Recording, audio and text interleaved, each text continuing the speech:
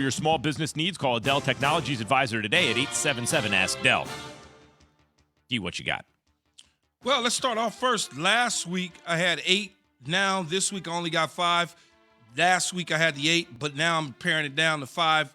Baltimore, You're Dallas. talking about the best teams in the NFL. The best teams in the NFL. Baltimore, Dallas, Buffalo, Kansas City, and Philly were part of that 8 from a week ago. But now, we're going to start a whole new list in week 6. The teams that have the ability, as we stand today, to win it all. Yates, take it off. Number 6. Number 6, you should be happy, Max. Your team was sitting at 8 last week. The New York Giants, they move up to number 6. Yay! Pretty good. With a 50-1 odds to win it all. They've certainly been playing great football. Daniel Jones looks like he's bought himself a new contract. We'll ask Mike Tannenbaum, our general manager, what he thinks. Saquon Barkley as well. The defense is playing solid with Wink Martindale. They're getting the job done in New York all the way around. Number 5. Number 5. Okay, look. Let me explain this to you. The Dallas Cowboys sit at 5. I understand Cooper Rush was the guy for a long period of time. They lost to the Philadelphia Eagles. Cooper Rush couldn't compete. He turned back into the pumpkin. The rotted pumpkin, no question about it. 3 interceptions. Clock struck midnight. No glass slippers. The Dallas Cowboys sit at 5, 22-1. I think Dak Prescott gives them a much better chance to win it all when he comes back against the Lions and the Bears. Number 4. Number 4, the Kansas City Chiefs. The Kansas City Chiefs dropped from 2 to 4 because they lost I could have kept them at 2 and been fine with it. They lost a tough one to the Buffalo Bills. Very easily could have won that game, could have went either way. We all thought this was going to be last year's playoff game. Whoever had the ball last was going to win. Certainly Kansas City felt that way. Patrick Mahomes throws the interception in the end. They are 7-1 odds to win it all. Number 3. Number 3, Jay's team, the Minnesota Vikings. Yeah. Now, I don't know how One of his teams. My team. I don't know how real Minnesota is, Yeah. if they're real or not, but they have a 2-game lead over the Green Bay Packers in the Norris division of the NFC. So let's see what they are. They're 15-1 to win it all. At some point, I feel like Kirk Cousins will eventually turn back into Kirk Cousins. Right. Number 2. Number 2, the Buffalo Bills. Archer Park, Ralph Wilson Stadium, whatever you want to call it. They're getting it done. Bills Mafia, Josh Allen and company. We saw them play against Kansas City. For a guy that's this big, this powerful, this strong, he's out there just cooking in the defense. The acquisition of Von Miller, something that they needed to go get Patrick Mahomes a year ago, certainly has this year from a year ago, certainly has paid off for the Buffalo Bills. They sit at number 2 with plus 280 to win it all. And then number 1, let me hear Number 1. Pat should be happy. Costello, number 1. It's the Philadelphia Eagles. How can you complain about what Jalen Hurts has been able to do both on the ground and in the air? He's getting the football to a multiple of receivers. They're playing defense, solid and sound. Nick Sirianni, everybody laughed at him in his press conference a year ago, but so far, so good. The only thing he's done is taken a team to the playoffs in his first time as a head coach, and now it looks like they're going to have home field advantage as it stands right now throughout the playoffs. That doesn't mean you're going to get to the Super Bowl, but I'm betting my money on Jalen Hurts to get this $300 million deal next offseason. $300 million. He's a pocket Josh Allen. Why not? Why wouldn't you? $300 million? Why wouldn't you? You got to pay him. It's the market, baby. Damn. It's the market. You know, Lamar is sitting there going, hold on. Everyone's getting these Hold up. Well, Lamar's going to get his money, but then Jalen Hurts will get his money too. Everyone's going to get everybody's paid. Going to get them. You going to pay Justin Herbert? Yep. You going to pay Joe Burrow? Yep. Or you going to pay this guy, Yep. Jalen Hurts? Absolutely. They all going to be close to 300. Yeah, I even want to pay Daniel Mike's Jones. never About done that. $300 million deal, so he's like, oh, God. My mind is blown. I'm sitting here looking at Mike, looking for confirmation, and Mike is not saying anything. Yeah. All right, Well, listen. you Mike gotta is look at Mike the market. Tannenbaum. Yeah, if Deshaun Watson is at 258, and then Lamar's going to come in somewhere above that. 264.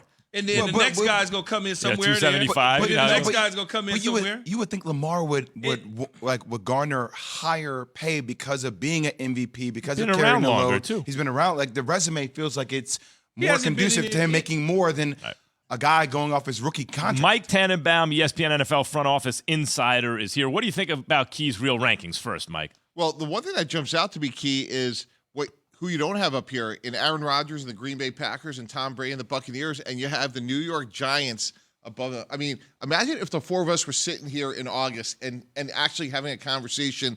One team is 5-1, and those two legends look like they're on the back end of things. Yeah, the Green Bay Packers, they couldn't possibly be on this list the way they look at the Tampa Bay Buccaneers. Where the Giants, on the other hand, they actually look like a football team. They actually look like they're being motivated by a coaching staff. They actually look like they have some promise in them. You know how it is. Everything's not going to be star power, right? Guys turn into stars. They're not stars right now. But sitting at 5-1, they're not 5-1 because they're not good. They're 5-1 because they've done everything right. Mike, I want to dig into an issue I have with this list off the top. And I know that we have multiple Philadelphia Eagle fans here. And I get, when you look at their ability, they win in a variety of different ways. I see their wide receiver Jay's core. I uncle's see their cousin's defense. roommate I see lives in Buffalo. I Go see ahead. their O-line. I see all of it. But I look at their wins versus the Lions, the Vikings, Commanders, Jags, Cardinals, Cowboys. I get it, even though their defense turned Cooper Rush, as Key said, into a pumpkin. But I look at the wins that the Bills have had.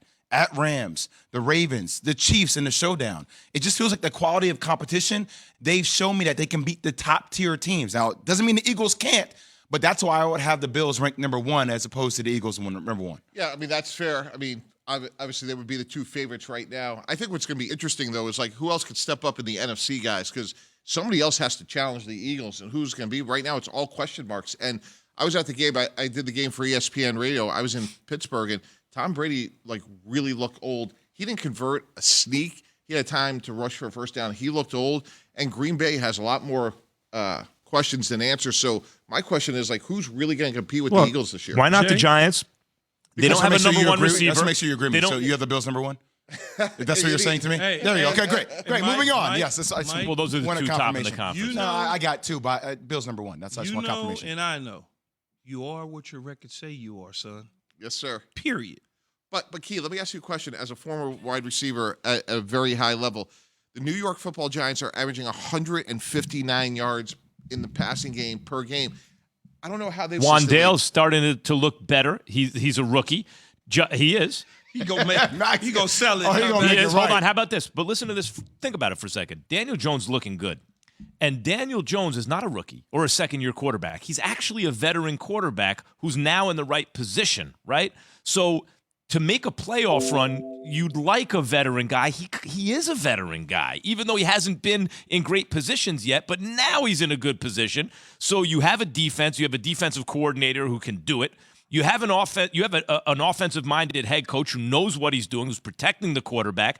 You need a receiver, but you have a great running back. Why couldn't it be the Giants who challenge?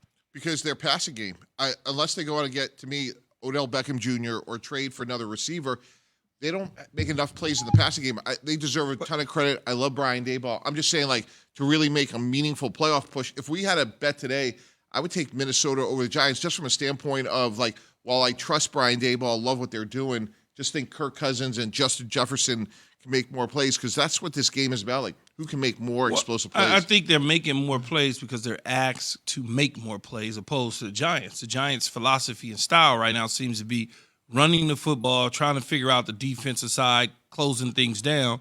And then if they want to push the ball down the field once or twice here or there, they do it. Where Kirk Cousins in Minnesota, that's really all they do. They're going to throw the ball all over the lot. So I think it's more about that this is what the Giants want to do. Yeah, and Daniel Jones is out playing guys in the fourth quarter. He's playing very well late in games. But Mike, watching the Vikings against the Saints, and I said if there's a year for the Vikings to win their division, it was this year, considering what Aaron Rodgers had to go through. But watching them against a depleted Saints team, it doesn't give me the most confidence when I watch the Vikings play, though. It's not like they're running away with games. I mean, they are finding ways to win these games that they lost last year, and that says something, but these games are very close.